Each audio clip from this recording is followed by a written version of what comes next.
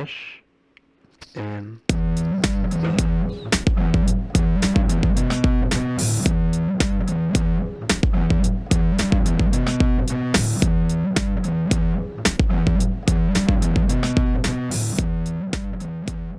All right, welcome back to another episode of Fresh and Buds. I am your host, Tommy Fresh, and you are all my buds. It is, yes, you heard it here first, folks, episode 52 of Fresh and Buds. This marks one full year of Fresh and Buds, and it has been a wonderful one, and I'm really happy, and I'm glad I've been able to do this.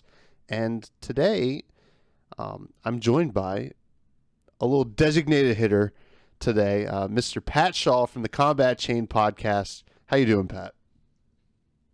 Tommy, it is great to be here. Yep, I got the call up last second. Happy to fly in on short notice here and be part of episode 52. Congratulations on 1 year of podcasting. You are an inspiration to all of us, especially over at the Combat Chain.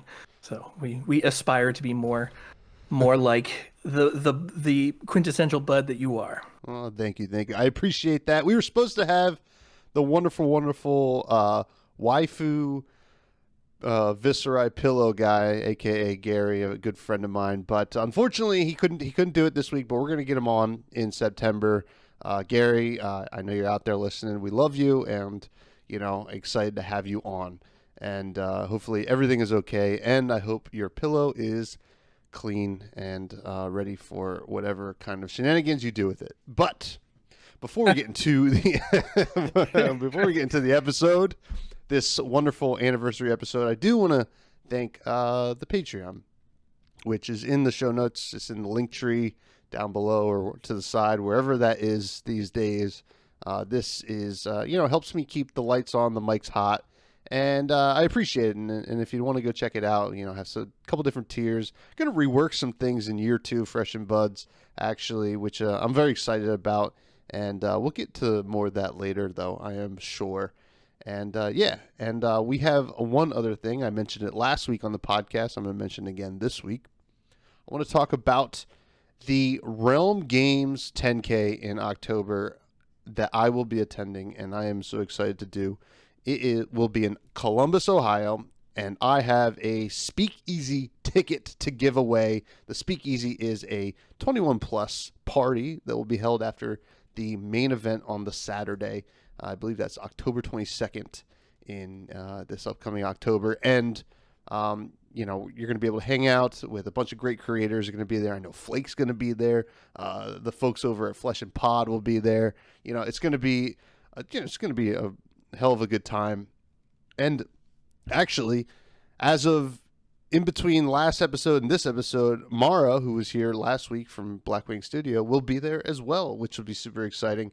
And if you win the Speakeasy ticket, you can go hang out, have some drinks, and they'll have they'll be firing like drafts all the time. So I know Pat isn't interested in the draft part because he is not a limited fan. Hey, we'll talk about it in a minute, but I gotta become one real quick here. Yeah, we'll get to that. But yeah, so the way you can enter to win that is design a podcaster card. You can either do a actual rendering of the card art, or you can just type it out. And where you can submit that is in the Buds Discord, which is in the link tree below. And I have a tweet on my Twitter, which I can also link below as well. And all that information will be on realmgames.com or whatever website there is. I will put it on the show description. But that is all the work we have to get through today. It's time to celebrate with my good friend Pat Shaw. First of all, Pat, this is your second time on the show in 1 year. Yes, sir. You've been on it 2 out of 50 times, which is kind of cool. No, I know math. 2 out of 52 times. You haven't been on it for 50 episodes, but you've been on it for 2. First, how are you, my friend? I am doing well. I'm doing very well. We're moving and shaking some things here at the Combat Chain. I'm in the middle of a video series showcasing blitz decks for skirmish season. I've been grabbing several friends from the community and the competitive scene to come down to play some blitz. We posted a video, Adam and I, showing off Fi and Dash. I took one of my local test partners earlier to showcase his Valda deck. I am working on editing right now a 2-part grudge match series with Clark Jansen, the renowned Bravo player. We put together a couple matches with him, and I got a couple more in the pipeline, so I got that coming up. Adam and I are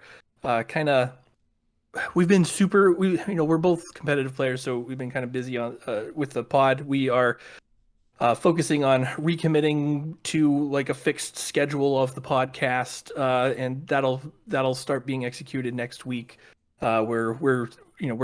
We've been flexible with our recording date, and we're kind of cementing that down, and then the release date, et cetera, to try and just a little more consistency, a little, that flow of the content, increasing that. Otherwise, that's really about it. I'll tell you, I kind of crapped the bed on the FabFit July thing, so like that one, and it's still kind of stewing about that. But otherwise, I think everyone's upright over here. Hashtag FabDad. I got a bunch of family stuff. They're all great. So we're doing it. I do love to hear that everything's going great, and that is the tough thing about you guys are a competitive focused podcast, but you are both competitive players. We've had like a lot of competitive events in the past couple of months. I mean, from Uprising coming out, obviously that's, like pre-release and stuff like that isn't competitive, but Uprising came out. Then we had a very short and quick Road to Nat season, which we will talk about in a second. And then they just jump right into skirmish season, which I unfortunately couldn't make it to any skirmishes, but that is like a lot of events and a lot of things to do. And, and for the folks at home, on top of all that, some people are grinding XP, which we're going to talk a little bit about in a bit. The grind is real. So I'm glad that you guys are getting back to a solid schedule. Obviously, it's very important, and I love having you guys in my ear holes. So I'm excited for that. Now, speaking of nationals, my friend, you qualify for nationals. I did by the skin of my teeth, but we got there. Right? What's the phrase? Whether it's an inch or a mile, right? It doesn't matter.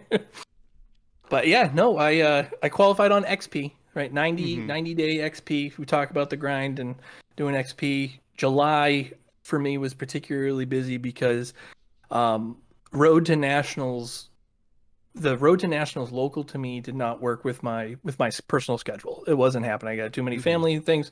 We got a whole bunch of travel around happening in July, so I scratched RTNs right off the schedule. So I still had a goal of qualifying for Nats. So we did the grind. So we hopped into as many armories as we could fit. I was doing 4 a week. I had to change my attitude and get my win percentages up. Like I was kind of like a 500 ball player coming in, but a lot of that was taking a fun deck, taking an experimental deck, taking a very casual approach to these armories, and just kind of fooling around a little bit and going at best kind of 2-1 or whatever.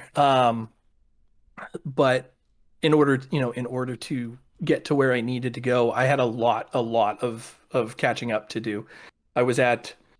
I think I started at 132 XP when the announcement came up, and I kind of committed to the grind. So I had to get almost to 400 in order to get to where I needed to go. That ended up being something like 152 games. I think I'd have to win to get to 400-ish. Wow. So to get there, and to be fair, I did not get to 400, but what I did do was increase my win percentage to somewhere around 70% for the month of July.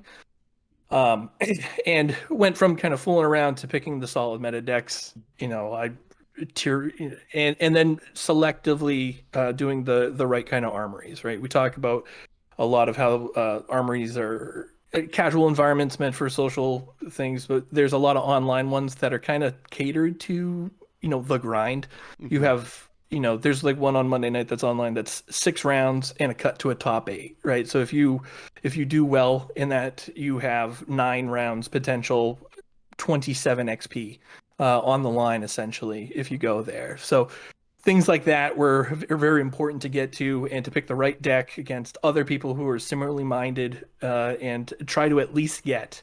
I was trying to at least get 12, 9 to 12 XP a night at any given armory, and just making sure that I didn't miss them. And by cutoff date, it happened. So U.S. Nationals, U.S. Nationals, right? Hey, you have me on. I'm going.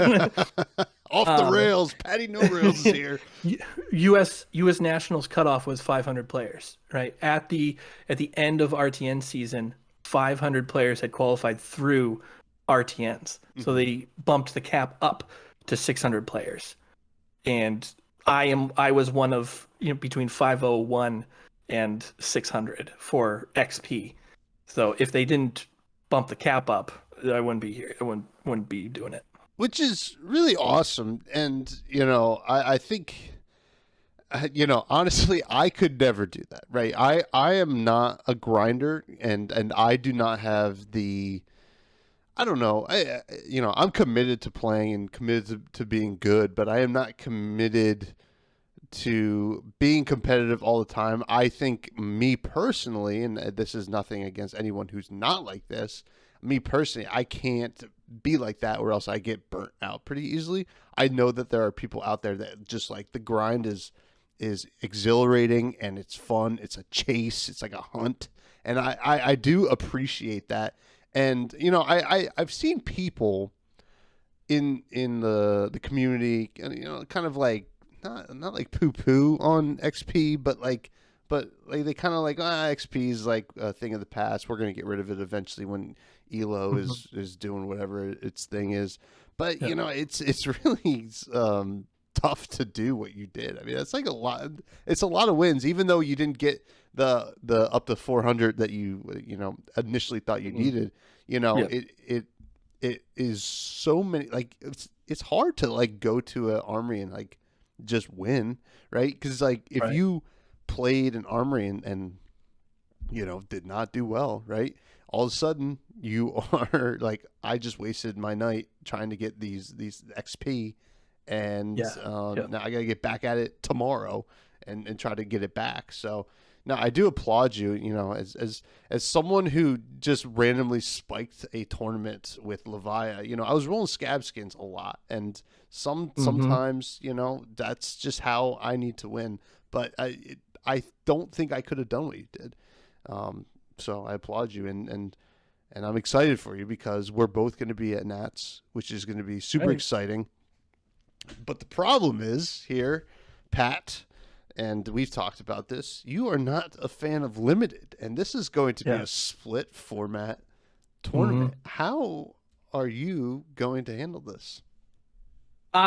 Well, still trying to work that out. My first goal here is to find I got to find a local place that does draft armory, just to kind of get the reps in. So I don't have like I can't pull 7 other players together like on a whim. So I do have to go to find an armory that's going to hold them.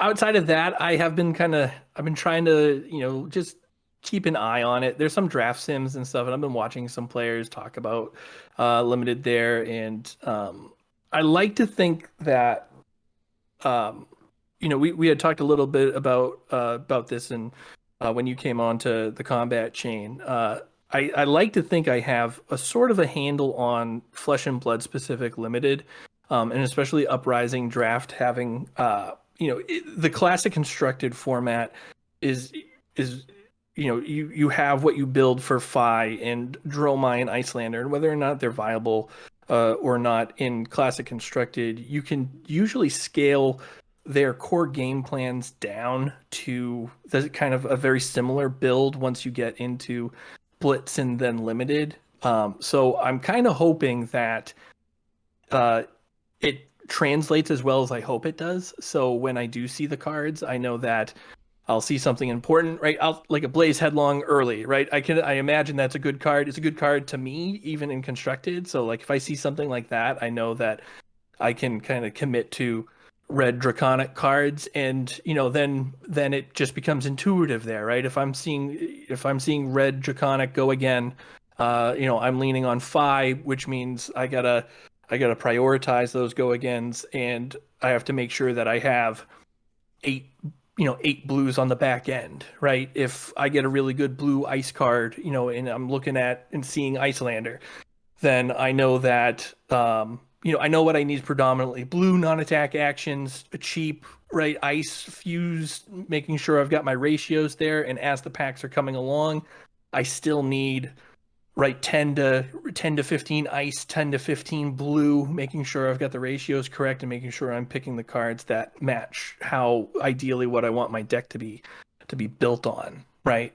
So I think that those tenets really continue throughout, starting at constructed all the way down, and hopefully, like I said, that translates when it happens. I think one of the things I'm looking more into is that the pack composition is very important. I know, I don't know it faithfully off the top of my head here, but I know it's like the first 5 is some combination of generic and something commons.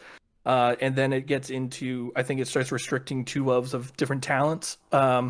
Going into, you have like your rare slot and then your back end commons and then your cold foil on top of that. So understanding that, you're missing an Icelander or an ice card in the right slot means that, the signal is someone else is picking up those cards, before you, one way or another. So you can usually, from what I'm told, you can tell pretty directly and quickly who's got what by what spots are missing because of how the pack is made up with. That's I'm glad you brought that up, because that is like one of the hardest things for me, because I'm already so focused on like what I'm drafting that sometimes I do not analyze the pack that great. And I think off the top of my head, it is 3 generic or draconic ice, whatever, equipment, 2 rares, foil, and then 2 of each. If I'm remembering correctly, and I don't know if the math's correct, and don't quote me on that, but I think heard it here first. Yeah. Here, there it is. Tommy Fresh, the Bible. Yeah, yeah. Everybody comes to me for their all their knowledge. I'm pretty sure. The main Discord will be all the a flutter after that. But it's that is one thing that I also need to work on, is kind of reading the pack distribution and kind of incorporating that into my draft gameplay, which will be very exciting for me, because I love that part, and I know that draft is not for you, but I do have to ask you: is there a chance here that we go to Nats, right? And whatever, let's not even think about results, but is there a chance that you come out of Nationals and you're like, you know what? I think I'm coming along on this drafting thing, on this limited gameplay. Yeah, I think so. Look, if I go 2-1 into draft, I'm gonna ride that high all the way. I am going to say, you know what? I'm only buying sealed product. We're only cracking packs and drafting from now on. If I can get through day 1, right, it's 6 rounds it's 6 rounds in day 1, right? 3 rounds draft. I think the first 3 rounds are draft, and the last 3 rounds are classic constructed. So 4 wins gets you to day 2, which means you have to win 1 in draft at least. Wow. To proceed. So there's a lot riding on being able to at least be competent in the draft. Is that gospel? Not gospel, but like, is that like like it is three. It's 3-3 the first day, and it starts with draft. I let me pull up the Bible and We're gonna see. give that one a goog because I need to know this because Yeah. I think I've been having nightmares, right? Thinking about gnats, right? I'm super excited, right? And I'm Ready? super excited to start testing, but I've been having these nightmares that like, oh, what if I do really well in constructed? What if I do really well in constructed and then get to the draft portion and I'm at the top tables and I'm like looking across the table from like Mike Fang and I'm like, I lose to this guy at draft at locals. I don't want to lose to him again at nationals, but yeah, if it has to happen. So we have the event schedule pulled up right here. This is on fabnationals.us. The event schedule, Friday, September 23rd, 2022. The event begins at 11 a.m., Tommy. We have, this is great. We have 3 rounds of Swiss of Uprising Draft to begin with, and then 4 rounds of Classic Constructed. Oh, so all you right. can 0-3 in the draft. Right. We're not going to worry about the draft. We're going to try 4-0 CC here. Players with 4 wins or more advance to day 2. Oh my gosh, so you gotta go 4-3, right? So here's a question for you, Pat. Now that we have this information, forget everything about coming out of this weekend loving draft. Do you, as someone who finds that he is a great constructed player and you pride yourself in your constructed play, do you tank the draft so that you get good matchups in the constructed portion? No, and I'll tell you why. Even right now, we're testing for what we assume the meta is going to be, right? Once you, in the early rounds, if you lose, you get into the weird brackets, right? You get into the consolation numbers here, where the meta, whatever you knew about the meta at that point, you throw it right out the window. You get the homebrews, you get the people who are happy to be there, you get the guys that brought the the anti-meta jank that didn't quite work, but it turns out it's exactly what they need to face your deck, right? You get all of those people there. So you don't want to submarine your way through unless you feel real good with your deck against the field, and you have sideboards going into the top 2-3 decks in the meta. So I would like to go 2-1 and 2-2. We'll see how that goes. So all right, I this actually brings up a funny story about a game that I do not like to talk about, Magic the Gathering. Although I feel like I bring it up at least once on every podcast. They have the banned game, but so this is in the days of when in that game, if you had a certain amount of points or whatever it was, you could have buys at like a GP or a calling. A GP in Magic is like what we have callings. No? How I describe the calling. Right. Open entry tournament that still has cash prizes at the top, still has a cut to a top 8, but can have up to 2,000 to 3,000 players participating. And once and they used to have GP trials, right? Either the day before or something like that, right? If you won the GP trials, you got buys, or if you're Planeswalker points.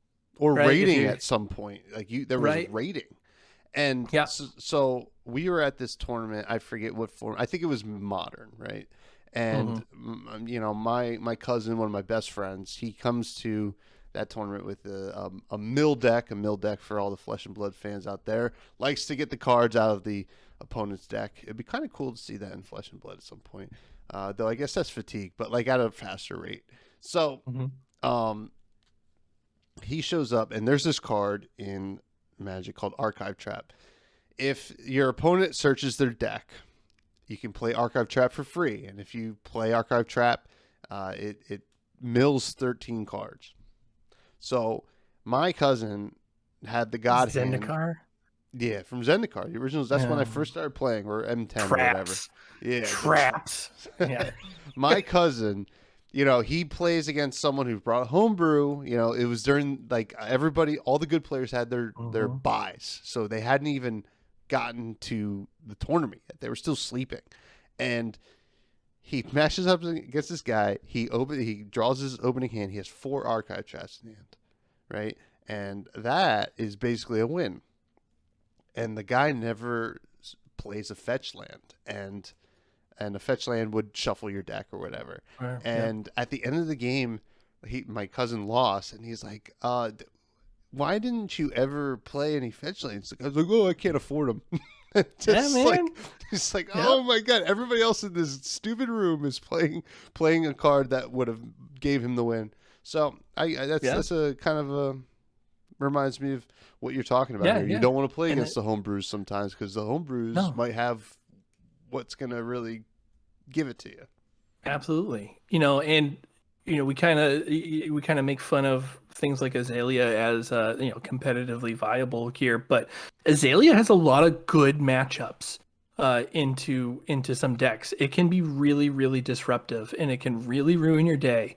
And if you're not prepared for Azalea, you're gonna have a bad time. And especially if you're even if you've done really well, those like round 1 in particular, right? You can get matched up with anybody, and you gotta respect all the potential heroes up against you. But pro tour, nationals calling, a lot of these top players are trying to establish the top of the meta, and then practice for that top of the meta. But that leaves out the extra that you might face, and you're not prepared for that, right? You're not prepared for the mirror. You're not prepared for X, Y, and Z that you never expect to face, and so that's how ish hits the fan. Yeah, I mean, well, case in point with Pro Tour New Jersey. I mean, not that Kano isn't a viable deck, but it was not established as being part of the meta, and nobody was ready for it. And what did we see? 2 in the top 8, and I think one was like 9th or 10th or something like that.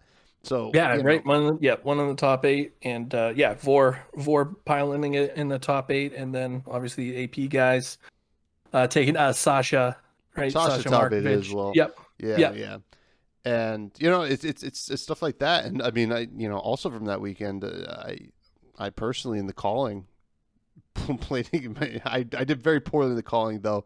It was fun. I was having a blast that weekend anyway. But my first 3 rounds were I was playing Levi, of course. Round 1, Azalea lost.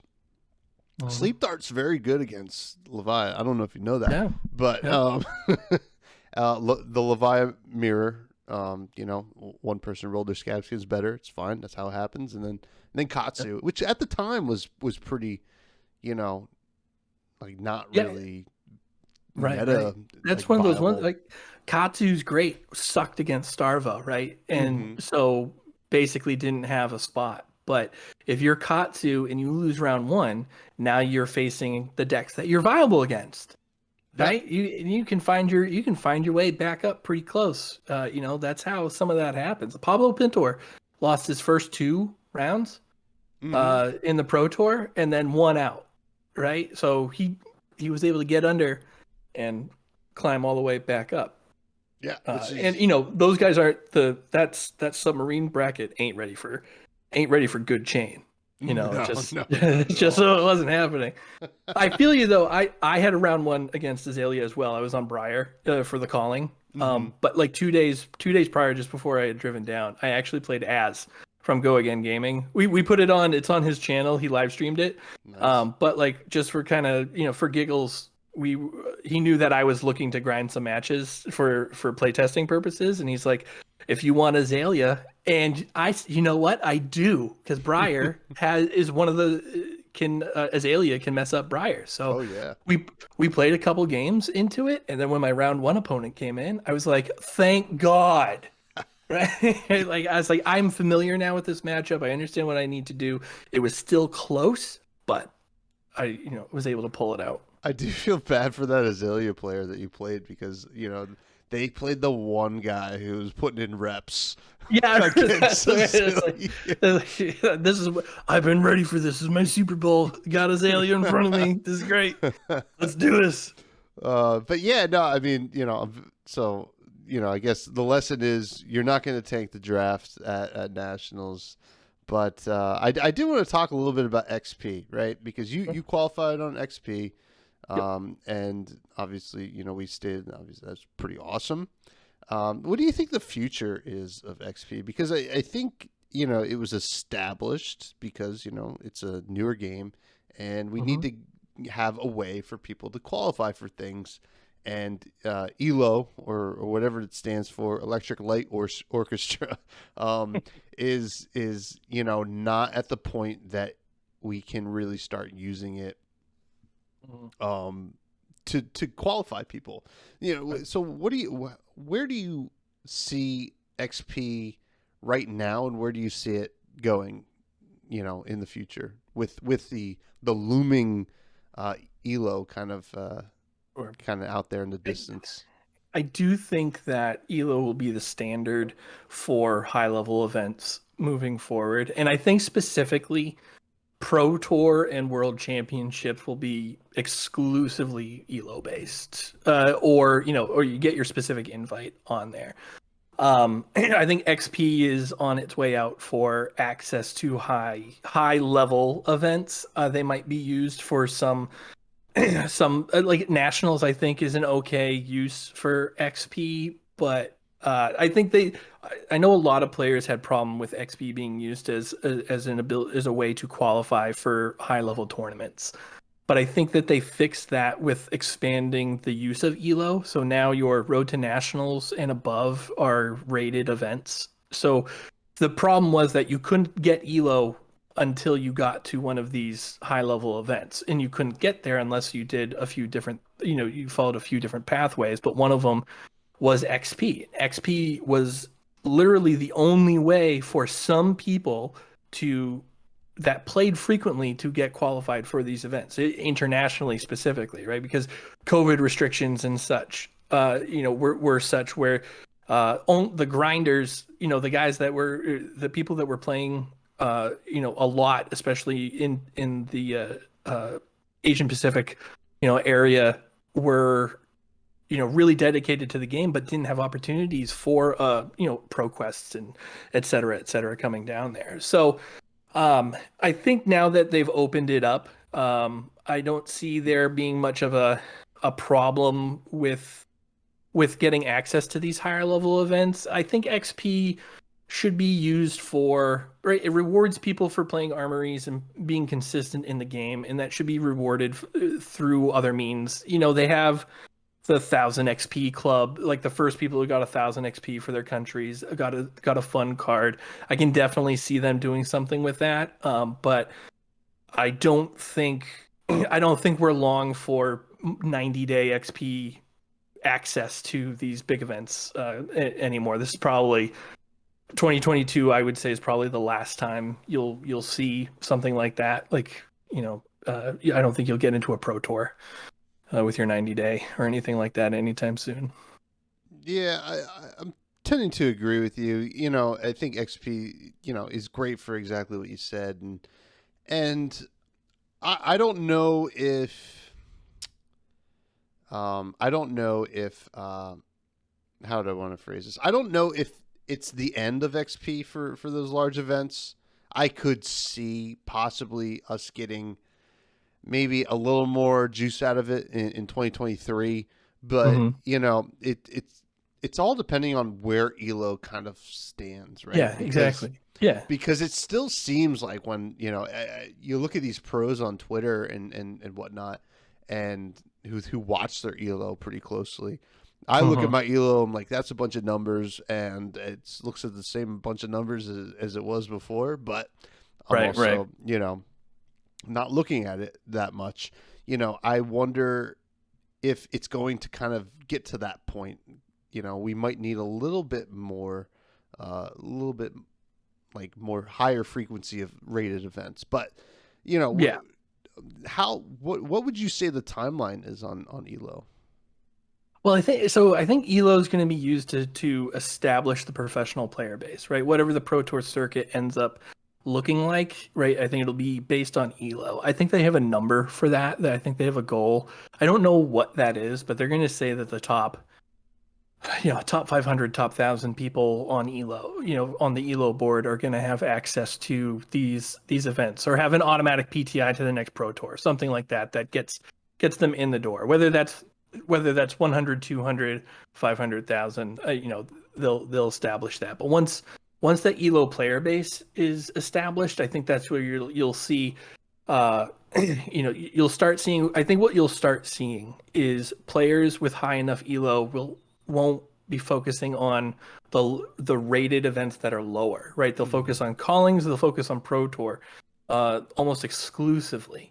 So you'll still have rated events, but that's where your access point to the higher levels are for people who have either low Elo because they're new or have not established Elo. So you can your road to nationals is open entry, but it's a rated event now. So now you can establish Elo so you can get onto that board there. So you still need to prove yourself by winning and get like a PTI and stuff, but by doing so you've entered into that circuit player base where you might not immediately qualify to get into Pro Tour 3 as one of the top 250, but now that you have some Elo, your access to something gets a little greater, right? Your next expectation is probably calling. If you do high enough on the calling, now we've seen people come almost out of nowhere, move high up onto the calling, and if you check their Elos afterwards, once everything's been processed, they end up being one of the top 15 players in the world, going there. So I think that's kind of where we'll see it go. Yeah. I think it will be interesting because it also will kind of give some pros, right? Like sometimes like a meta, right, does not pan out for a certain pro's play style. Yep. Now, I'm thinking of someone in particular right now. So, side note, we had a fantasy draft for Pro Tour Leo, and for my second pick, I picked Cody Williams. Now, Cody Williams is a very good chain player, and I posted on Twitter that he was on my team among Yuki Lee Bender, Kowalski, and Mansant. Shout out to Ethan, and Cody was very quick to go into the comments to be like, very bold, or he said ballsy, I should say, very ballsy of you to pick me post chain. And I do appreciate him just saying that.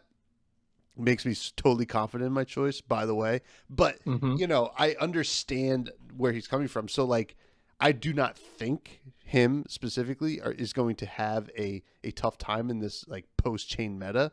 But I could see a pro have a tough time in a post, like, Prism meta or post Starvo meta. And all of a sudden they slip out of that Elo, right? So they could still have the option to kind of do the ProQuest circuit to try to get back into that Pro Tour once the Elo kind of settles on them. But it'll be interesting to see where it goes. I don't it's hard for me to say how long or how far we are from using it, but it's very interesting to kind of theorize and see where XP kind of falls. Absolutely, and they do have if we look back at previous iterations of Pro Tour circuits, right? If you had a high enough rating, you got you had tiers of basically invites to Pro Tours, right? If you had a certain rating, you were either invited to every Pro Tour and World Championship, or just a couple Pro Tours, or the next Pro Tour, et cetera, where your success and consistency in the highest levels guaranteed you flight accommodations, et cetera, where you considered a professional athlete or a professional player of the game, and that game rewarded you, or at least gave you some sort of stipend or something that allowed you to pursue this game as a profession, in an attempt to travel, become a high profile name, and win large cash prizes and at least make a short-term career out of being a professional player. I could absolutely see Elo being, top 100 Elo gets appearance fees plus guaranteed invites plus, those things that were afforded to previous Pro Tour participants in a similar level of a similarly rated level. Mm-hmm. Yeah, absolutely. And and it's one thing. It's like, well, why would LSS want to do it? Well, they want the best players at their pro tours. So, it looks good for the game, and it makes for an exhilarating watch. And I'm very excited to see how it pans out. But that does bring us to a segment that was not on the podcast when you were first on. It's called the Fresh Faves. Hey. We're gonna do we're gonna do two fresh faves. We're gonna do your fresh faves, and we're gonna do the community's fresh faves. We did Gary was so awesome to put together a survey for the buds that we sent out. I put it on Twitter. I put it out in the buds Discord, and everybody got a chance to kind of put in their fresh faves among some other questions on there that we'll get to. But first, we're gonna start with you, Pat. All right. Is your favorite hero, or who is your favorite hero? Fi, the Rising Rebellion. Easy. Okay, Slam is that dunk. recency bias, or is this like one and done, or like you're pretty much settled? I think I'm pretty much settled. I think I was on Fi when Rise to the Ashes artwork was revealed. Before anything else, I saw Ninja jumping out of fire, and it's everything that I've always wanted it to be. And so I was just simply waiting for the pieces to come together, and I have not been disappointed. It is I'm obviously a Ninja fan, and Ninja, Dragon, Fire, all of those things really speak to me. So as much as I love Katsu, Fi I think is who I have been meant to pilot. Yeah, Katsu's old news. Fi is here now. What is your favorite weapon? My favorite weapon. That is a tough one. I am going to say. I'm going to say the Dawnblade, the original Dawnblade, from Dorinthia. I mean, Dawnblade's pretty cool. It's like it is the most weapony weapon that we have, right? It that is a beautiful description of that. Yes, it is the weaponist weapon, perhaps that has ever weaponed in Flesh and Blood to this point. It's a great answer. Now, what is your favorite equipment? My favorite equipment is also a warrior equipment. It is Courage of Bladehold. I think it is the perfect Flesh and Blood equipment. I think it does everything that we would want equipment to do in the game, and I think it's the gold standard. And I don't think that they've hit as balanced and as flavorful and as just like well executed as Courage of Bladehold since it's been made before or after. Wow. I mean, I'm going to disagree with you. I think Garen Husk is it's just a hard shell. It's crappy. It's a one card pivot. It doesn't do anything else. It also gives you blood debt, Yeah, it does. It can kill you. It can kill you, which is kind of cool. And what is your favorite non-hero, non-weapon, non-equipment card? Your run-of-the-mill cards, instance, non-attack actions, and attack actions. I'm gonna split it because I do have a recency bias, but it replaces an older one. So the older one is Ravenous Rabble Red. For whatever reason, it's just great. The rainbow foil version in particular is amazing because it's super understated and you can just kind of see the beady little eyes on it. But I love putting it into aggressive decks. I love going for 4-0, especially when I was putting it into Briar, trying to, the jackpot, right? Trying to flip the Gorg Tome to make it 5-0 was always a beautiful thing. Unfortunately, in the early days, or I suppose like coming up recently, Ravenous Rabble has been the best card that I have to cut into my out of my aggressive decks, which is I loved playing Briar and still do because I get to play it still. But to kind of hedge on that, Blaze Headlong is right there next to Ravenous as one of my favorite cards these days. It's a very straightforward 4 attack with go again with a slight condition to it, but it's not a draconic condition. So as long as you're just doing what your deck is doing, you can plop that down, and it's just the art's really cool, and it does my favorite thing. It attacks for 4 and costs 0. Yeah, well, it's a solid answer. It's like I don't think anybody else is saying that card. except for you, Yeah. Pat, and that's why you're so unique, and that's why you're on this podcast. Oh, thank you very much. Now we're gonna get to the community Fresh Faves. So I had put out a wonderful, what the hell would you call it? A poll of Survey? sorts, a Poll? form, Yeah. a Google form, A Google form, yep. made by the one and only Gary, the waifu Viscerai pillow guy, and I'm going to. Well, actually, you know what? You want to start? Can you see the community faves? Do you want to start with the community's favorite hero? Sure thing. Community favorite hero, as established by these results, is the one, the only, Viscerai, the Rune Blood. Which Congratulations to Viscerai. So just so you know, and we got 1, 2, 3, 4, 5, 6, 7, 8, 9, 10, 11, 12, 13, 14, 15 different heroes voted for. And Viscerai won by one, only beating out Dorinthia, Reinar, and Levia. Levia only had 2, but I threw my vote in there. Also, one thing I wanted to note was someone, and I know who it is, it's Caleb. Shout out to Caleb, put the future Necromancer as their favorite hero, which, be heard, Caleb, be heard. But very cool. Now, very much like you, the community's favorite hero or weapon is Dawnblade.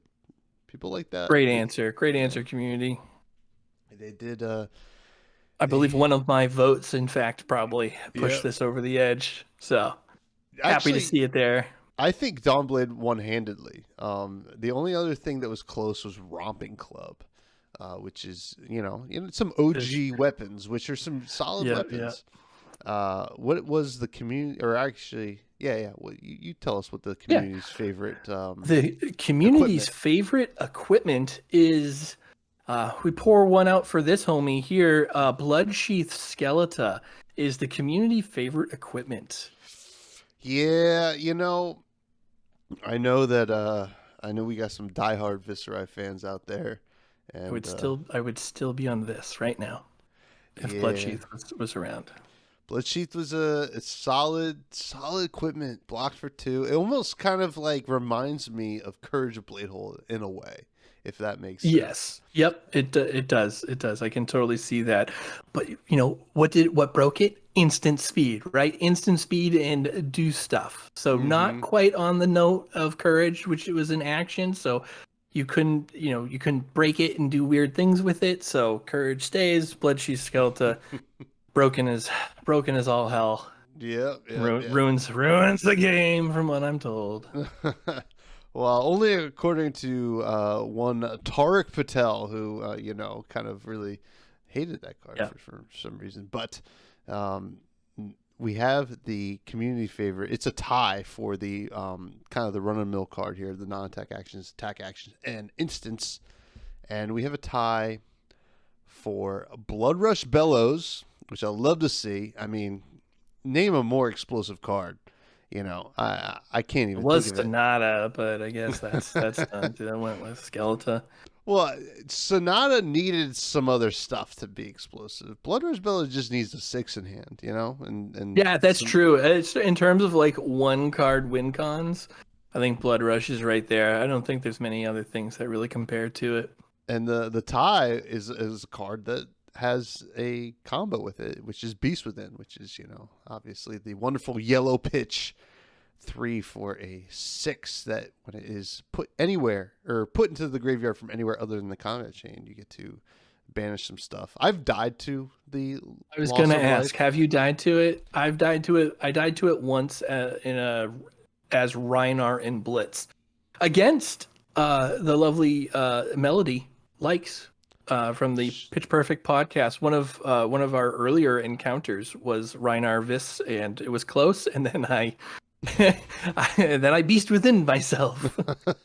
Shout out to Melody and Melody and Elaine's wonderful podcast, the Pitch Perfect podcast. Check it out if you haven't already. Beast Within. Losing to Beast Within is funny, because usually if you're hoping to not lose with Beast Within, like you need it to need it to only hit one card. And I've had it hit 4 cards in a row, which was like Oof. unheard of. Which is Yep. I didn't lose that game, or I didn't lose to that, but I eventually lost that game. Losing 4 is not great, but that's the community Fresh Faves. But we did have a couple other questions, and one was favorite guest from the past year. We had a lot of great guests. So, you've been on, Pat, twice. We've had your wonderful co-host Adam that means, on. I should be in the running here for the next one. Yeah, well, Flake, he was God, on. you know what? I can't compete with that. But Flake was on That's 3 right. times. he Cordell doesn't was on count 3 as a times. he doesn't count as a guest anymore. Anyways, Flake and you're like family. You just show up on each other's show at this point. I mean, he Just- says we're lovers. I mean, I'm still waiting for that part of the relationship to kind of kick in, but we're close. We're very close. I love that.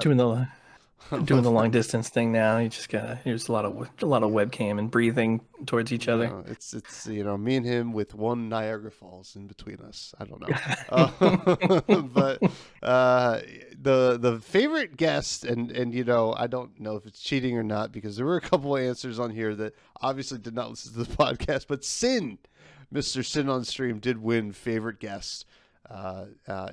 Wonderful Sin. He was the aggro Yinzer. He's a very aggro guy, and that's fine. He is. We're very much philosophically aligned. Oh yeah. He's a Briar main. I was a Briar main. He plays Fi. I play Fi.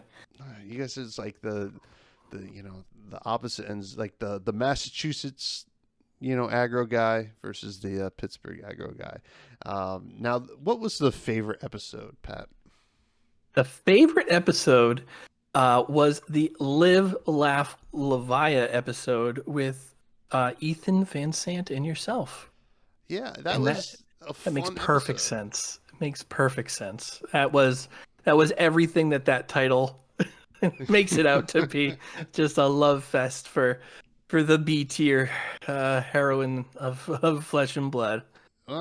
B tiers is a little harsh, but it's hard for me to pick a favorite episode because, and I truly mean it. I think anytime I turn on the mics, I feel so much better than I did during the day. Like if I have a terrible day, I turn on the mics for this podcast, and I'm having a great time. But having Ethan on, just being able to talk about Levi was awesome. It was it seemed to resonate with the people out there. Now, one that I had on there was favorite Tommyism because I know that I say a lot of things a lot, right? I have what can you do? It is what it is. I say these weird Jersey things. And to my wonderful surprise was not everybody, but the winning Tommyism was "You are all my buds," which you are, which is kind of nice. That's a good one. That's a good one. Not too bad. And what was the favorite food segment, Pat? The favorite food segment for the Fresh and Buzz Pod in year 1 was favorite cheeses. Yeah. I do remember doing that. I did top 5 cheeses. It was on an episode by myself. Okay, all right. It was a long time. It's within a year ago. Did you have a similar cheese debate with a guest? Or is this the Mancala effect taking place? I had the blue cheese versus ranch debate. I've had cheese stuff. It's just cheese has been kind of an ongoing cheese is part thing. of your life. It really is. I've got a Bud with the blue cheese sticker. My teen now has it on her car. So very nice. Good for your teen. Yeah, no, she didn't know what it was. Knew it was a sticker, and now you're traveling all through Massachusetts. Well, hopefully it's what do they call it? St. Christopher. Kind of some kind of. You're the patron saint of lost cheeses. Lost cheeses. Yeah, it was fun. I mean, I surprisingly put blue cheese at number 2 because, as a cheese, I think I eat a lot more feta. But I remember Dr. Unks or Drunks. Terrible cheese. Feta and blue. Oh, I mean, obviously, I love blue cheese, but like I come from like the land of the Greek diner, and yeah. so much Yeah. feta all the time. Yeah. It's Yeah, good. I there's a love it. bunch of I got a lot of Greek hanging around me too, so I'm surrounded by feta. It's not for me, but I get where you're coming from. I like feta so much that because like feta is traditionally made with goat's milk or Yeah. sheep's milk, and and I can tell when somebody gives me a feta that was made with cow's milk because it just ain't got that funk. I need that funk Yeah. when I'm eating Yeah. feta. Yeah. But Gotta put some stank on yeah, I it. need some steak. Like I need like I'm like, what is this? It's like normal cheese. I need something weird. But so the original plan for this episode, since it was the anniversary, was to kind of do like a little bit of a switcheroo and have the guest, who was going to be Gary, which is now you, Pat, to ask me some questions because Sure thing. I'm always doing the questions, and you know what? Yeah, I'm just you know passing it what? over to you. This is now Pat and Buds. Hey everybody, welcome back to the Combat Chain via Fresh and Buds. Pat Shaw here with guest Tommy Fresh, Fresh and Buds, celebrating 1 year of podcasting. Tommy, welcome to your show. How are you doing today? Oh, it's great to be here. I always wanted to be on the show every week. Happy to have you here. We are, in fact, celebrating 1 year of podcasting with you. So we have a couple questions for you, Tommy. First off, when you started the Fresh and Buds podcast, what were your expectations coming in?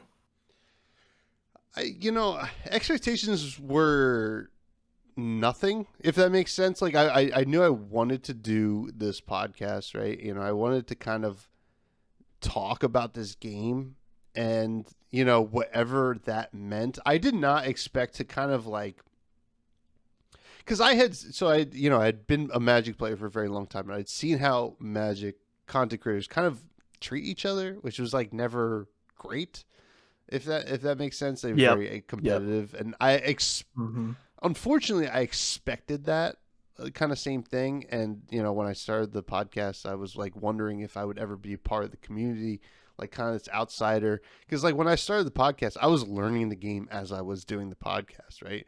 I had been playing it for only like a couple weeks, but I wanted to talk about it because I wasn't talking to anybody about it. And I just, I think, unfortunately, like as cool as it was to learn the game with my listeners, basically, I think I had a lot of anxiety and like worries that like I sounded like an idiot sometimes, but I still put it out there. And like that was scary at the time, but like I guess my expectations were like, oh, people think I'm dumb, but I think I think the podcast is at a point where I'm more than happy and ecstatic about where it is and where the community is, and like having like such a great listener base and people in the Discord, and it's like I can't even imagine. Like I think we have over 100 people in the Discord, and it's active, and people talk, and they talk about all kinds of things. Thriving community. It's awesome. Walking back, you had mentioned that you were a few weeks in when you started the podcast. What specifically about the game was like the triggering point for you to say, hey, this is, this particular thing is so good, I need to tell the world about it? What was that specific part that was the catalyst for starting content creation?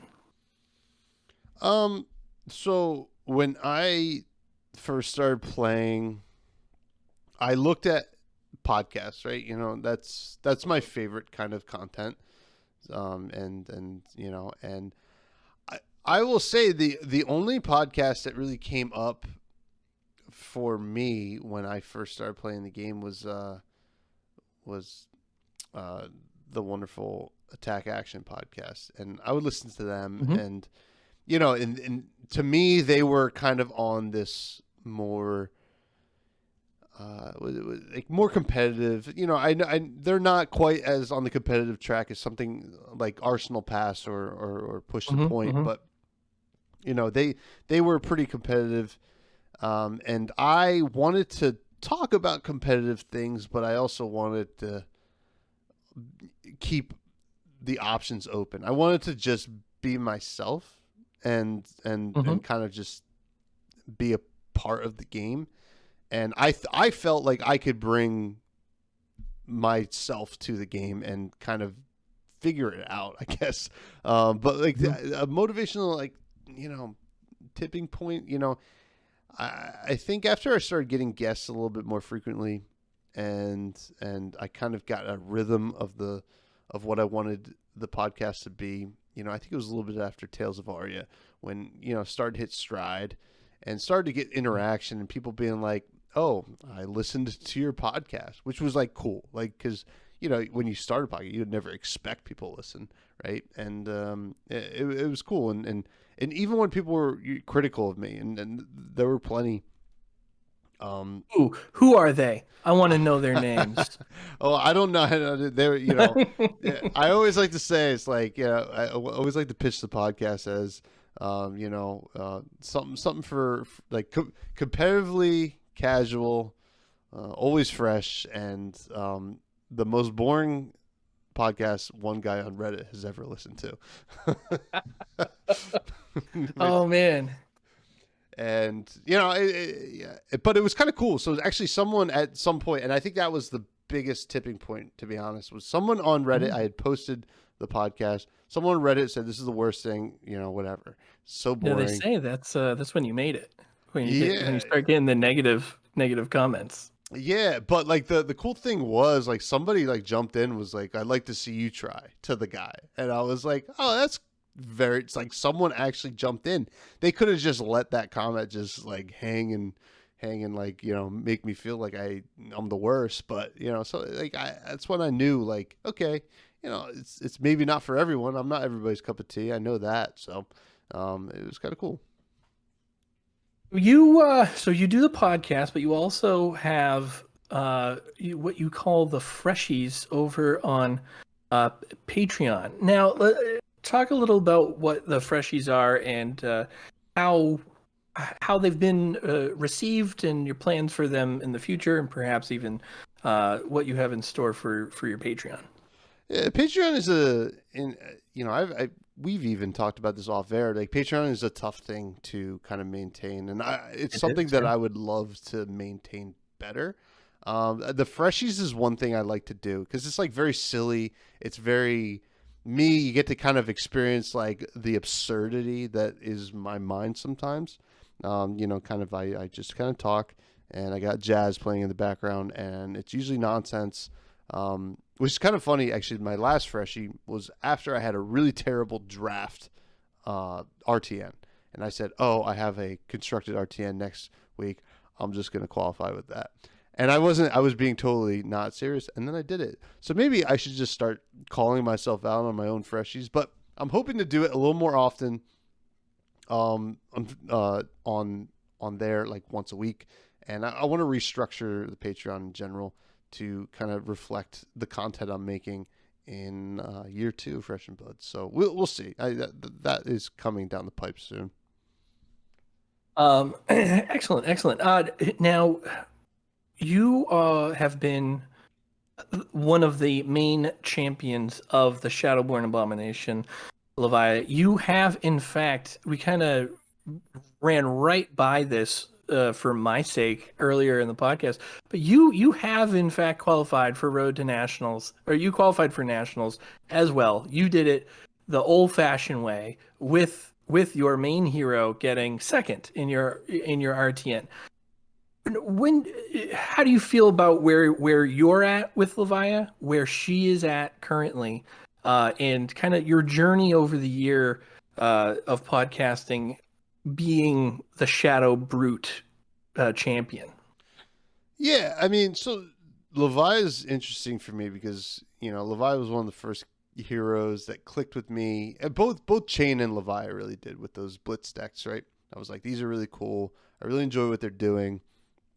I always messed around with Levi, but I never really got serious about playing her until probably is the worst time to do so, when like Starvo was running rampant.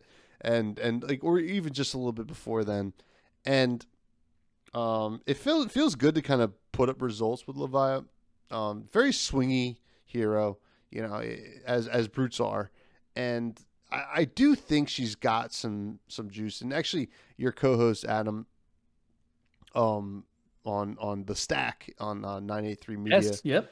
had mentioned that Leviat's really got some power to her, and I agree. And I think you can win almost any matchup with Leviat, and but right now it's a little interesting. So I even mentioned it when I was on Instant Speed, because like Flake asked me, are you going to run it back with Leviat in Charlotte at Nationals? I'm like 100% yes right now, but it's not going to look great if people start packing those pummels for the 5 matchup, which they have started to do, and it is not a easy thing to deal with Bravo running around. Bravo is a tough matchup, I feel like, especially with a lot of great pilots, which we will see in Nats. So right now, that's where I'm at with Leviat. I'm trying to figure out how do I want to approach that matchup, because I know folks like Ethan love the Howl from Beyond package and kind of like getting the repeatable stuff, like be able to slow it down a little bit, which I enjoyed, but I wonder if there's some other avenues to explore, and it's whether maybe some Intimidate thrown in there, or, kind of make it harder for them to block. So that's where I'm at, and Levi's, she's the best, and I bet we're gonna get some cool stuff in Dynasty too. I would not actually be shocked putting my conspiracy theory cap on. My guess is we're going to see some talent support in Dynasty if the lore goes the way that I want it to. Scabskins, man, how do you is your blood pressure just like super high all the time, every time you feel like you gotta roll it? Are you a wanna roll or wait till you have to roll kind of guy? So I don't think I'm either. I'm not like so in some matchups I'm like I am waiting until if I have to roll this, but unfortunately I think that the way the game is right now, and so many heroes are so potent, it's like you have to roll a lot, because you're like, oh, I have to try to threaten the 12 or 13 damage as opposed to just the 6, if that makes sense. I need to make my non-Art of War and Blood Rush Bellow turns look like Art of War and Blood Rush Bellow turns. My blood rush, or my blood pressure does not spike until I roll that first one, and then it spikes. But I kind of love that, whatever. It's like if I'm gonna die, I might as well kill myself. It's like I'm not gonna give my opponent the kind of satisfaction of killing me. So it's usually I die of blood debt, and that's okay, and that's fine by me. Excellent. So you got 1 year under your belt. There's got to be some highs, some lows, and some surprises along the way here. We'll start with the sad. Give me a low in year 1. It's hard to say low. I've come across some I've always talked about Big Bud's energy, right? I think like being like a good person and being a good friend and like being a good part of the community is like such an important thing. I've come across some like not great Bud's energy in a year of interacting with a lot of different people and like talking to a lot of different people, and that kind of always bums me out because I try to be like a good positive influence. You 100% lead by example, and it just kind of like it sucks. It bums me out because like I want everybody to be awesome all the time, and I know that's not really feasible. But if I'm being completely honest, and this is a good place to be honest, is like I think when Everfest spoilers started rolling around, and I didn't get one, it kind of bummed me out because when Everfest spoilers started rolling around, and I know that I don't feel like I deserve one, but it would have been nice to have one. But the problem with the time period in which Everfest spoilers were coming out was, they creators were getting their notification about it in like December, which December could already be a weird time. Um, you know, uh, the holidays very stressful. Omicron was like crazy. Things were getting canceled left and right. And and I think like it could have helped my mental space. Yeah, But for sure. but I'm not like salty about it. I was a little bummed. Like it kind of like hurt because like at the time I was like probably 5 months into the podcast, and it felt like I was putting in a decent amount of my time and energy. Right, But right. I did realize that I can't expect a spoiler, but I think that was a low for sure. Um, Now, I can 100% commiserate with that. There's nothing like there's nothing like watching and admiring your own progress and then realizing that there is like you've just reached to this, the bottom of another much higher mountain, and you're looking at it, you're like, I did great. I still got a lot of climbing to do here. We at the Combat Chain definitely can appreciate that. Now that's a low. What would you say is the year one highest moment for you? What has been the best Fresh and Buds moment in year one? Um, I don't think I could pinpoint it to any one like episode or anything like that. But I think it's a lot of people's answer for Flesh and Blood in general is Pro Tour New Jersey. I mean, Mhm. just that whole weekend, for many reasons, right? We got to get together with all these people who love this game, and it was like an ecstatic, atmosphere. James White was there, he's out there signing autographs, signing babies, kissing babies. I don't know, it was like crazy. And He was signing many babies covered in marker. and it was so cool. But on top of that, like I got to, meet you and Adam, and I've talked about it before, just witnessing you and Adam meet in person for the first time was like super cool, right? Yeah. Like it was like, oh, that's like really kind of neat. Yeah. You guys are podcast co-hosts and you're meeting together for the first time, and then I got to stay in the Airbnb Buds, which was awesome, with like Gary, Seth, Caleb, John Bailey, Capolo, freaking Kugane, Mr. Kugi himself, and Bobby Z, and it was like all these people that kind of got brought together by, I don't know if my podcast, but at least the podcast community, which was like really cool, and like it felt good to be like kind of like, especially where the podcast started, where it's like, oh, I want to talk to somebody about this game, to where I'm like in a house with like 9 buds, which was really cool. Excellent.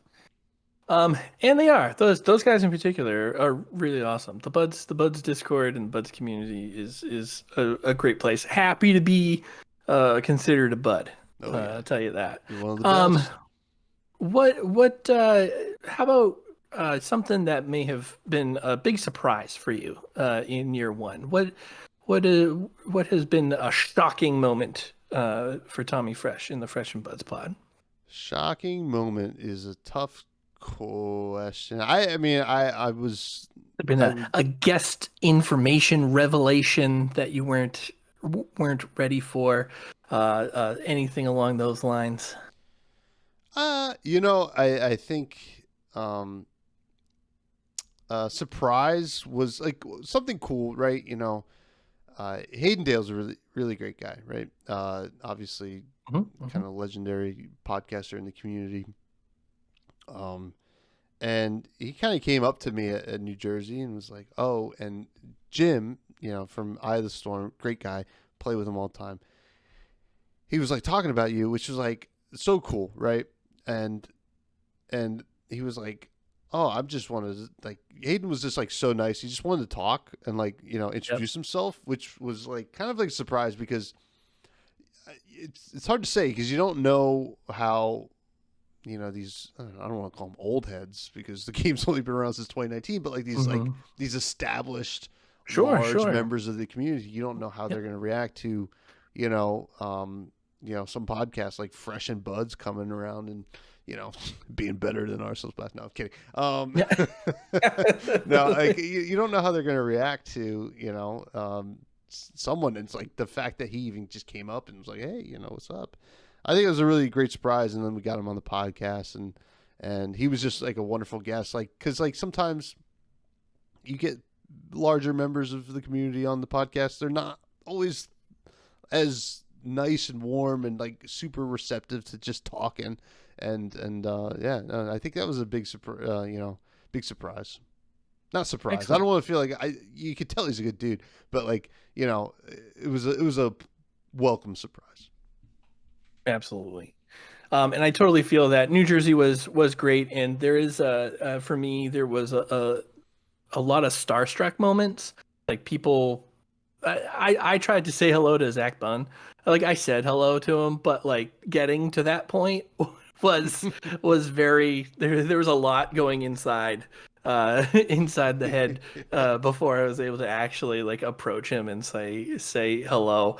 I've always gotten a kick out of the idea that we're a bunch of characters online that do a lot of these things, play, talk, communicate with the safety net of microphones and webcams and all these things, but to have those naturally introverted people all collide in person and have to interact, that's and I was one of them that definitely, what was really great about New Jersey is meeting you and the buds that were at the Airbuds and B, like those guys in the hall and stuff.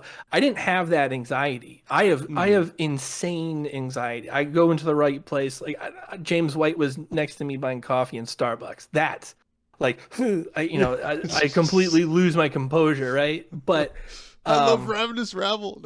yeah, right. Can you sign this for me, please? But you guys 100% helped me feel like comfortable, right? Like that I was where I wanted to be and belonged to, and that was a huge part of why I was able to enjoy that weekend so much, because it really could have gone for me, for me specifically, it could have gone completely opposite if I didn't have friends there. That would, it's just in my nature. That it would have been bad. But New Jersey is kind of that one's a great one. Yeah, it's interesting that you bring up the kind of anxiety of being around like people from the internet, and I think the first time I ran into people from the internet, I was like, this is crazy. But it's lucky for me. My day job forces me to get out of my comfort zone, talk to strangers all day. So just kind of like I felt like in my element at New Jersey, because like first of all it's my home state, because like I almost felt like I wanted people, like I remember like tall Timmy. You're bringing them in, Yeah, right? yeah. You're hey, welcome to my house. Yeah, it's like, oh, it's like, you good? You need anything? Just like, I mean, like make yourself like. I remember like just like running, like meeting up with the tall Timmy and just like, it's like, oh, you gotta do this, you gotta do that. Like it felt so good, and I'm glad. And like you had talked to me afterwards saying that you felt comfortable like that, like you just said, and that was very heartwarming to me, because like that's what I want. I want people to be comfy. I want them to be welcomed. Like that's the number one thing. That's what it's all about, because if not, nobody's gonna want to play this goddamn game, Absolutely.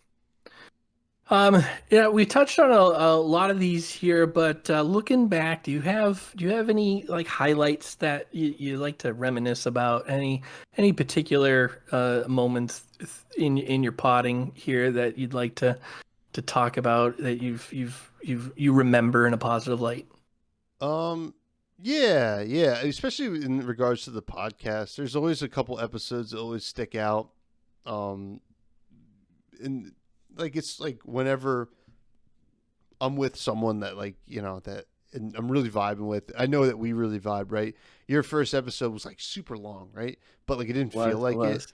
Yeah. I remember it was like looking at it, I was like, oh wow, I let Pat go. I let Yeah. Pat go off, which was Yep. fun. I mean, like Yep. it was a lot of fun, and like an episode like that. I mean, like when I had Dead Summer Art on, and he we just got to like dig into lore, which like I didn't really get to do a lot of with some other guests. And when I got like Dead Summer on there, it was like, oh, this is like so much fun, and just like having such a variety of guests. Even someone like Dana Hagewood, who I had on, like I think it was like the first week of January, and getting to talk to her and about her experiences as a player, as a woman player, which I had not seen in the content space, and I'm glad we're seeing a lot more of it, because like I think that's important, because when I started playing other TCGs, it was not that kind of welcoming space, and I think that was kind of like cool to kind of at least curate some of that, I hope, and make it welcoming. So yeah, Excellent. All right, so we recently on another podcast, the Living Legends podcast, Chris Bewley was on, and it turns out Chris Bewley not only knows you, but is super excited when your name is mentioned. Now that you know that Chris is listening, what do you want to say to the content manager at LSS? I don't know if Chris is actually listening, but if you are, Chris, thanks for answering the question on the Living Legends podcast. Shout out to Bill, Az, and Kellen over there. I don't envy your job, Chris. If you're out there listening, it is I can imagine it's not easy, and I'm sure you get tons and tons of emails. And I hope that at some point LSS gives you like a little team, like a team to work with. Definitely, team is good. Yeah, that's team. Team. So you have we keep mentioning the buds, right? The buds community. It started as a one man in a pod. It grew into a Discord, and now it has grown much further than that. You have playmats and friends all around the world. Tell me about this group that you've managed to put together that started on a Discord and has moved into an international phenomenon of positivity. Well, it's funny enough, a lot of people, when they see Fresh and Buds, they immediately assume that I'm talking about something else. They think I'm talking about marijuana. Yeah, man. I was talking about Fresh and Buds. Not to harp on Pro Tour New Jersey or anything like that, but when I first walked in there with that Fresh and Buds sign, John, the wonderful manager or event manager from Channel Fireball, came up with some goons to kind of shake me down. He was like, "Hey, what's up with the sign, man?" I was like, I immediately was like, "It's not about marijuana, I swear." Yeah. It's like, I see you coming here. It's not about what you think. It's not what you think at all. I'm not trying to sell anything. It's legal in New Jersey. They can buy it elsewhere. It's like, I was like, "Oh, check out my Twitter. It's like I'm talking about Flesh and Blood. Don't worry." I swear it's about friendship.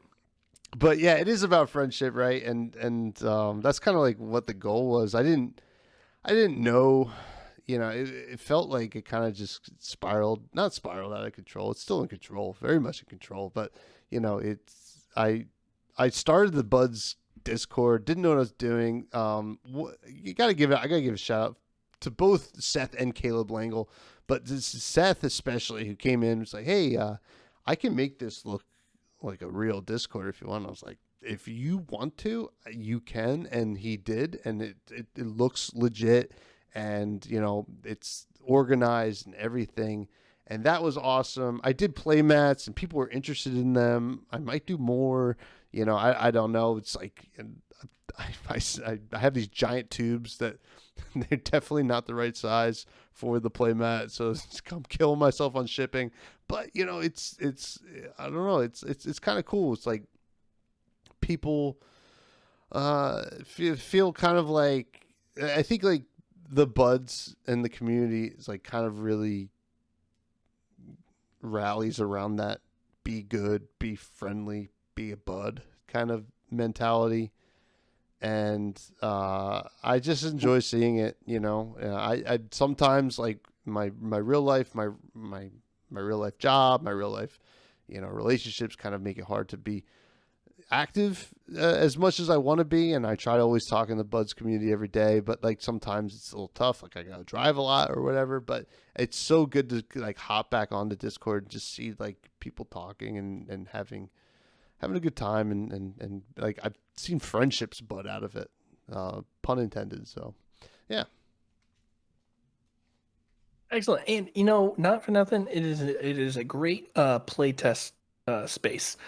There is a there's something to be said about getting quality games in, and the level of play is very high over at the Buds Discord. So for all those looking for games, getting ready for your next events, hop onto the Buds Discord, LFG, and play with some really high level folks, and sometimes me.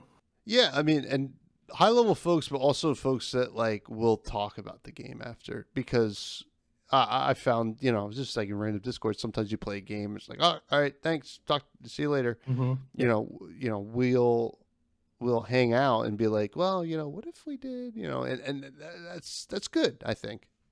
Yeah, that's actually, that it is one of the more productive ways that you can handle games, especially if you're trying to get something out of it, right? The difference between just jamming a game random in the wild and play testing with a purpose. And part of that is, right, the breakdown afterwards, right? What did we learn from here? And, you definitely, we accomplished that here. And that's how, that's how you grow the player base, as you make better players out of that.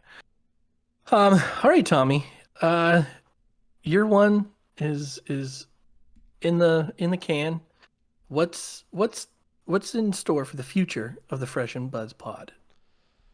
So I've had a decent amount of, thoughts about this. I've done some video content, like the Fresh Five, Fresh Tech. I thought even about making Fresh and Buds like have cameras on and stuff like that, but in the end I was thinking about it, and I think it back out like a bunch of guests. I've had guests that weren't really comfortable with having the camera on, and I don't want to limit myself in terms of guests, right? So and I want everybody to be comfortable, and also if I do have a guest who doesn't want to turn the camera on, I don't want to just have my face up there. So it's going to continue to be audio only, which is, how I prefer my podcast anyway. But I am planning on doing a live, like, YouTube show, trying to be weekly, somewhat of a live stream, like podcast, try to get as much of my flavor into it as possible. I want to, it's not set in stone, but one thing I'm toying with is having people send me gameplay, and I just kind of like talk about the gameplay, not really like, do comment, like it's commentary, but not like competitive commentary, like commentary, like how I would, what I would think if I was the guy standing behind you while you're playing your game. We've all been in that situation. I think I talked about this with Mar last week, like where someone does something at the table that you're watching and you have to walk away because you're like, what are they doing? So like I think that would be kind of a fun thing to do, to kind of be like to not do live commentary, kind of like almost like roast people's gameplay, which would be kind of little backseat driving. After the fact, I can get behind that. Yeah, so that's something I would look out for. Hopefully, get it off the ground sooner rather than later. So, and then for Fresh and Buds, the podcast, I think the plan is to continue to have like great guests on. I've talked about maybe getting a permanent co-host, but I do not think that will happen. I think I'm going to try to get a consistent rotation of guests that almost feel like we have like a certain residency of co-hosts on the podcast. Folks like you, Pat. I haven't talked to Dead Summer Art Kale over there yet, but I would love to do a lore episode before every single product release. We're already seeing it. Like Bill from Spike Figures always comes on to do the set reviews, and I'm hoping to keep that going. And I kind of like that. Like it's almost like, hey, let's check in with each other. Let's talk about what we like to talk about with each other. So that's kind of where I'm at. But Pat, thank you for interviewing me. I hope people. It was a little weird. I'm going to be honest with you. I haven't had my pants on this entire time. Oh my God! What? No. You too? No. Oh my gosh! Yeah, that's going to do it for the anniversary show. This was a blast as always. Love hanging with you, Pat. I do. Thanks for having truly. me. Thanks for calling me in. Yeah, no, I mean I appreciate you coming in last minute. I truly appreciate your friendship, and yeah, you're the best. And please plug all of your things for me. Well, first I want to congratulate you once again on 1 year, 52 episodes. You are a pillar of the community, and you deserve all the recognition and accolades that come with being that pillar. The plugs. You can find the Combat Chain on YouTube. Searching for the Combat Chain. Be sure to like, subscribe, put those bell notifications on. I had mentioned before earlier, we're doing a series of gameplay videos. Our podcast episodes are available wherever you stream audio. You can find us on Twitter at The Combat Chain. You can find myself at Pat Smashgood, and you can find Adam Philipchuk, my co-host, at Fomtoolery TCG. Yeah, follow these fine gentlemen, please. They're the best. They're just solid buds, and they do really truly love to hang out in the Buds Discord. If anybody's interested, it is in the link tree below or to the side or wherever it is. So check it out. Check out the Patreon. Check out my Twitter at FreshBudsPod. You can subscribe and like and comment on the YouTube. And if this goes for the Combat Chain as well. If you're listening on audio, if it's like Spotify or iTunes, rate it and leave a review. It really helps us become, a little bit more discoverable. When I gotta start saying that too. Yeah, you're right. This is something I keep thinking about because sometimes I'll look at other people's reviews, oh wow, and then I'm like, oh wait, I'm not telling people to review mine. So give it a review, give it a rate, whatever. It helps us. When new buds enter the flesh and blood sphere, they're going to look for podcasts, and hopefully they find ours, and our community will grow even more. Now, Pat, as always, I do like to talk about a little bit about food at the end of every podcast. What's something you've been eating brother? Lately, not later. It's a little late right now. Well, sometimes I eat it late. I'll tell you what. So this isn't anything you can find in a store or anything, but my wife, the Mrs. Smashgood, has found the right seasoning. I don't know what she found here, but she's turned into a bit of a grill master. So about once a week, we get these chicken thighs, and she marinates them in Jamaican jerk marinade with some seasoning, throws it on the grill. She gets sweet potato waffle fries and puts them into the toaster oven, the convection oven. We got one of those ninja things that she throws up, off to the side in the kitchen. And then we started grilling pineapple to go with it. And we tried it once, and we have it once, sometimes twice a week now. It's in the rotation. People, if you don't have one, get a meat thermometer. It is the key to your success. She says that's what she uses to make sure that it's cooked perfectly, and she does it every time. So shout out to my wife and her cooking. That's what we're talking about today on the food segment of the Fresh and Buds. Shout out to Mrs. Pat Smashgood, cooking up some delicious Jamaican jerk chicken with some grilled pineapple, which sounds amazing. And I am now hungry again at 11:37 p.m. at night, which is bad for my health, but I'm still going to go snack on something. But Pat, thank you again. And let's Thank do another year of Fresh and Buds. Everybody, please have a great weekend.